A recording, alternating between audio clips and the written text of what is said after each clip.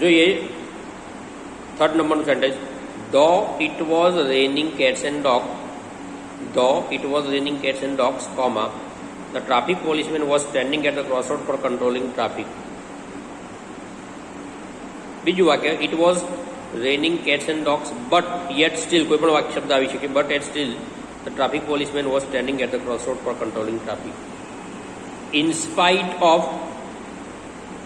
Of raining cats and dogs, સમજો તમે, in spite of it's raining, આવું આવે, in spite of it's ITS, it's raining cats and dogs, comma the traffic policeman was standing at the crossroad for controlling traffic. Number 4 તમારા પર છોડું છું, એટલી કોશિશ કરજો બેટા. F3, function number 3, page number 9. Read the sentences, circle connectors showing contrast, underline the expression showing comparison. આ તમને આવડશે. 1 થી 4 જે સેન્ટેન્સ છે 1, 2, 3, 4 એમાં કયા કયા કનેક્ટર છે એને સર્કલ કરવાનું. સર્કલ એટલે સર્કલ, પછી હું ગુજરાતી અંગ્રેજી નહીં, એની આગળ ગોળ રાઉન્ડ સર્કલ આવું નહીં કરવાનું. 3 શબ્દો થઈ ગયા, ગોળ રાઉન્ડ સર્કલ, બહુ વિચિત્ર લાગે, સમજતા જાઓ. સર્કલ કરવાનું છે તમારે. અને underline the expression that should comparing, જેમાં ડિગ્રીના એક્સપ્રેશન છે એને અંડરલાઇન કરવાની છે. કે though mister Shah brought a new car, it is not as beautiful as mister Patel's. Connector કયું છે? ધો. ધો ઉપર તમે સર્કલ કરશો. અને ડિગ્રી કઈ છે? કમ્પેરિઝન, તો એઝ બ્યુટીફુલ એઝ થયું. Second number, in spite of working sincerely Joseph is not paid better than Amit. કયું છે કનેક્ટર આમાં? કનેક્ટરમાં the word which connects two sentences. તો ઇન સ્પાઇટ ઓફ એ કનેક્ટર છે, એને સર્કલ કરવાનું છે. કમ્પેરિઝન ક્યાં છે? તો બેટર દેન.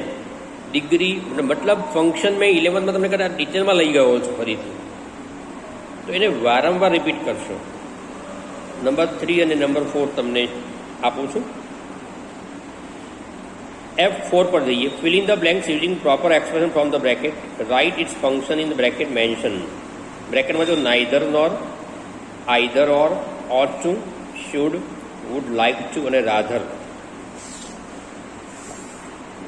પહેલાં છે ને 5 બ્લેન્ક્સ વાંચી જવાની, તો તમે કરી શકશો. We have no good terms with mister Trivedi. Good, we have no good મતલબ મારે સારા સંબંધ નથી. Neither my father nor I would go to the function. એમના ફંક્શનમાં જઈશું નહીં. કયો શબ્દ વપરાયો અહીંયા? Showing alternative choice. As sensible citizen, એક સમજુ નાગરિક તરીકે, વી ખાલી જગ્યા we dash pay our tax regularly and honestly. તો શું આવે? We should pay. Showing suggestion, આપણે આપવા જોઈએ, ભરવા જોઈએ our taxes regularly and honestly. ખ્યાલ આવે છે ને? Number 3, what would you like, tea or coffee? આપ શું લેશો? ચા લેશો, કોફી લેશો? I dash have lunch as is break time for me. તો શું આવ્યું? આઈ કયો આવશે જવાબ? I would like to have lunch. મને હાલ ચા પણ નથી પીવી, કોફી પણ નથી, મને જમવા દો એવું કહે. આઈ would like to have lunch. Number 4 અને 5 તમારા પર છોડું છું, આવડે છે, કરશો, ટ્રાય કરશો. F5, read the conversation, there are some errors in it, correct them. આ બહુ અગત્યનું છે, error correction. Ami, I was used to walk for hours together when I did not have a vehicle. ખ્યાલ આવે છે? મેં હમણાં તમે યુઝડ ટુ અને to be used to highlight કર્યું છે, મતલબ લાસ્ટ ક્લાસમાં.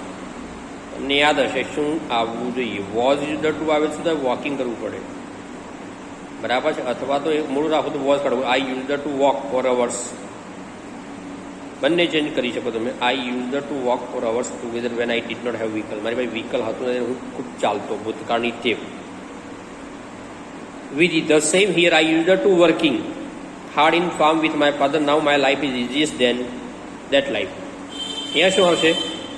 આઈ વોઝ યુઝડ ટુ કરો તો કરેક્ટ થાય. I was used to working hard in farm with my father. હું પપ્પાજી જોડે ખેતરમાં ખૂબ કામ કરતી. Now my life is easiest then.